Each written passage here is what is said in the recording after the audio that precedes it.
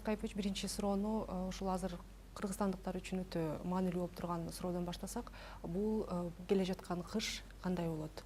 Өзбекстан газды такай береби, жүзгүлтүккө учурайбы, ал маселе азырынча белгисиз болуп атат. Ошондой эле электр энергия маселеси дагы белгисиз болуп турат. Сиз туура маселесин коюп атасыңар. Биз мурда да айтканбыз, быйылкы суу аз болуп атат. Ошол эле Токтогул водохранилищеде былтыркы менен салыштырсак 3,5 миллиард кубометр суу азыраак болот. Эми былтыркы кышты да биз араң өттүк.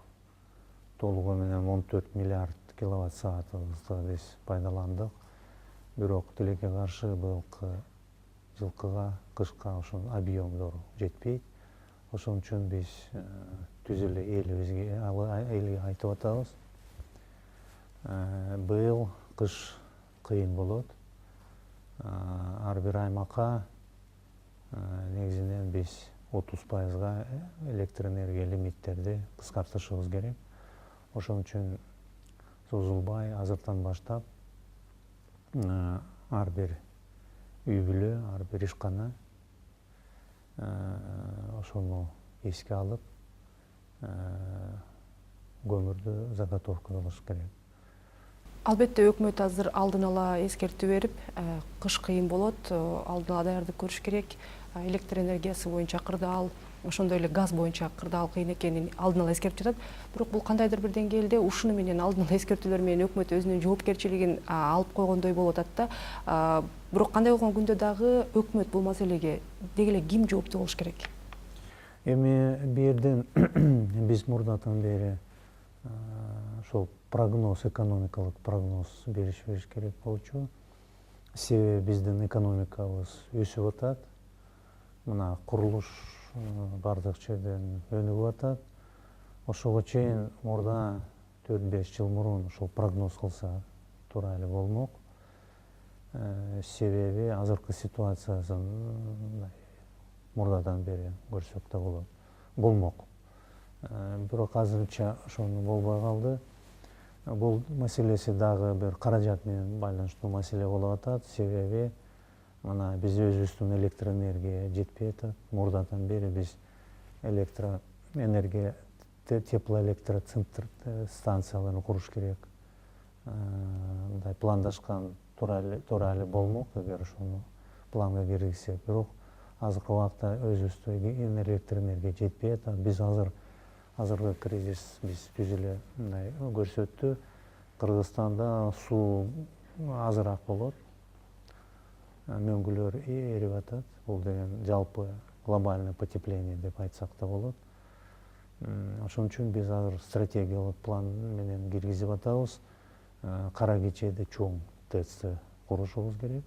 Бишкек ТЭЦтин реконструкциядан өткөрүшүбүз керек. Жана балким Сүлүктө же башка түштүк аймакта бир чоң ТЭЦти курушубуз керек. Ошого баарына каражат керек. Ошол каражатты биз азыр каражат булактарды карап атабыз жакшылап. Бирок 2-3 жылдын ичинде биздин генерация сөзсүз мындай көбүрөөк кылып, Кудай бизге көмүр берди. Эми ошол көмүрдү пайдаланып, биз инвестициялык пландарды бекитишибиз керек. Бул көйгөйлөрдү, сиз айтып өткөнчө жогорудагы ошол эле жаратылышка байланыштуу жана башка жагдайларга байланыштуу маселелерди өкмөт алдын ала баамдап, анан кандайдыр бир жыйынтык чыгарып чара көрүш керек беле, же бул эми ушундай болуп калгандай болуп калдыбы? Жок, биз үйрөнүп атабыз да, биз үйрөнүшүбүз керек. Биз дайыма эле ойлодук эле, биздин электр энергия жетет.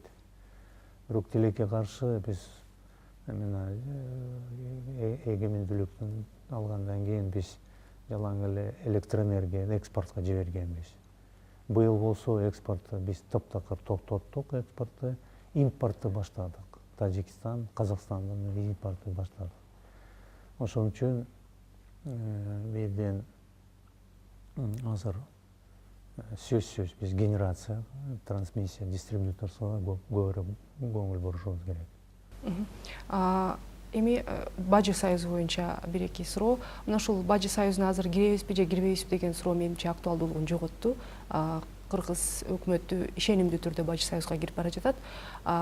Бирок ошентсе да коомчулукта бир катар бүдөмүк суроолор дагы деле бар. Ошол эле Россиянын өзүндөгү ички экономикалык жана саясий кырдаалга байланыштуу дагы тынчсыздануулар чоң болуп атат. Ал эми Россия бөлө турган каражат кайсыл жака жумшалат ушул Бажы союзга кирүүгө даярдыкка карата? Деги эле бул каражат качан келет деп күтүлүп атат? Биринчиден $200 миллион ошол жол картаны бүтүрүш үчүн Россия Федерация берип атат. Ошол каражат как раз баягы лаборатория оборудованияга биз жумшайлы деп атабыз. Азыр спецификацияны Россия тарабы менен Бажы биримдиги мамлекеттери менен жана Евразиялык экономикалык комиссия менен иштелип жатат. Кыска мөөнөттө ошол процессти биз реалдуу баштайбыз. Жана биз Кыргыз-Россия өнүктүрүү фондун түзөбүз деп чечтик. Ошол жалпы фондунун көлөмү бул деген $1 миллиард болот. Ошол азыр устав, башка документтерди биз Россия Федерациянын министрликтер менен акылдашып атабыз. Буюрса кыска мөөнөттө ошолда фонддун уставын августка чейин бекитип, анан кийин ошол кийинки процедураларды баштайбыз. Бул эми канчалык реалдуу акчалар жана качан келет? Так мөөнөтү белгилүүбү качан келери? Мен да урматтуу Дмитрий Анатольевич Медведев менен сүйлөшкөндө алар ошону дагы бир жолу айтты, что баары ордунда болот, баары убагында болот. Жана президентибиз да Сочида сүйлөшкөндө ошол фонд жана Бажы биримдигине кирген жол картаны каржылоо боюнча сүйлөшүштү. Ошон үчүн бул жерден биздин приоритетибиз биз өзүбүздүн жоопкерчиликтин аягына чейин жеткиришибиз керек жана Российская Федерация ошого убада берип атат. Кыргыз өкмөтү Бажы союзга кирүүдөгү негизги артыкчылыктардын бири катары бул инвестициялардын көлөмү көбөйөт деп негиз келтирип жатпайбы? Себеби ошол чоң рынок ачылат. Ал эми ошол эле Россия Казакстанга салыштырмалуу бизде электр энергиясы арзан жана башка дагы бир катар факторлор бар деп.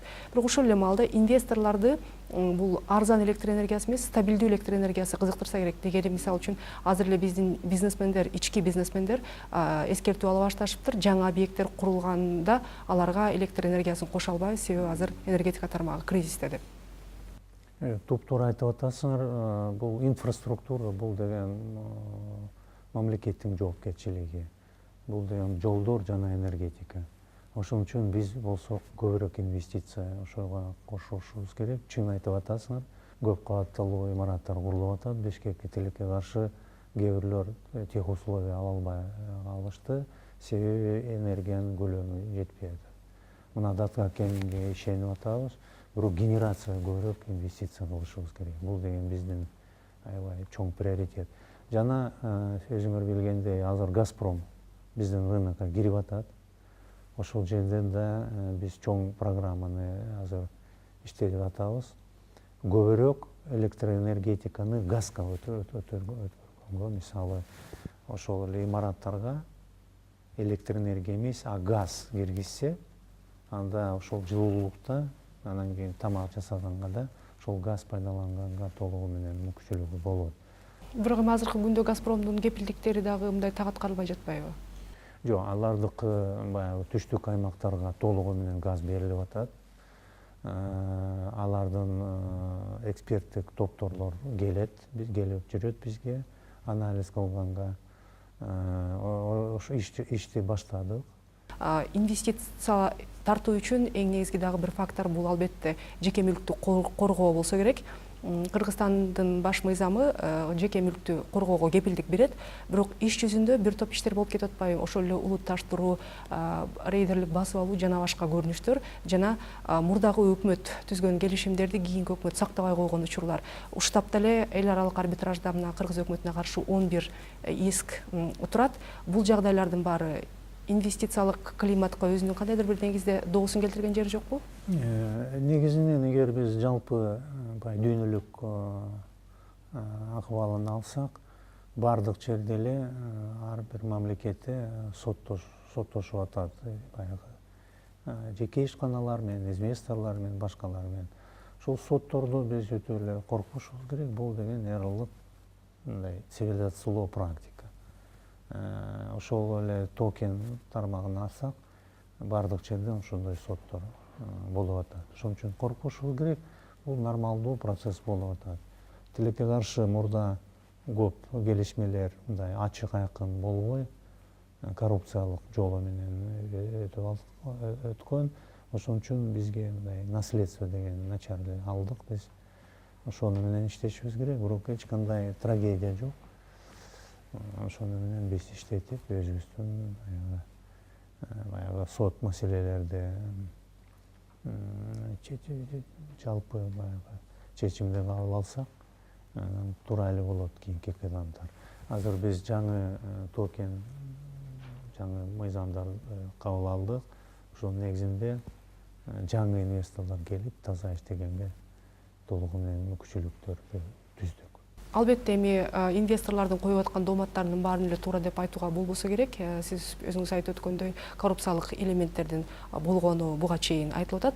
Бирок ошол эле маалда мына ошол коррупциялык элементтер эгер ошол арбитрардык сотто деле далилденип кала турган болсо, демек ошол коррупциялык элементтерге жол берген үчүн Кыргыз өкмөтү дагы жоопкер болуп калат. Ал эми соңку 20 жыл ичинде Кыргыз өкмөтүнүн курамы анчейин деле өзгөргөн жок да. Мисалга, сиз өзүңүз деле бир катар убакыттар бою инвестицияга жооптуу болуп келбедиңиз беле? Эми коомчулук өзүнүн оценкасын берет ар бирибизге. Эми биз азыр 4 жылдан бери биз демократиялык системада жашап атабыз, коррупция менен күрөшүп атабыз, инвестициялык климат мындай жакшы багытка өзгөрүлүп атат. Бул деген биз жалаң эле биз эмес, башка инвесторлор да айтып атат. Мисалы ошол эле Дүйнөлүк банктын мурунку жетекчиси Кремер мырза түз эле айтты, 4 жыл ичинде аябай чоң прогресс болду Кыргызстанда, бардык тармагында. Чоң рахмат маегиңизге.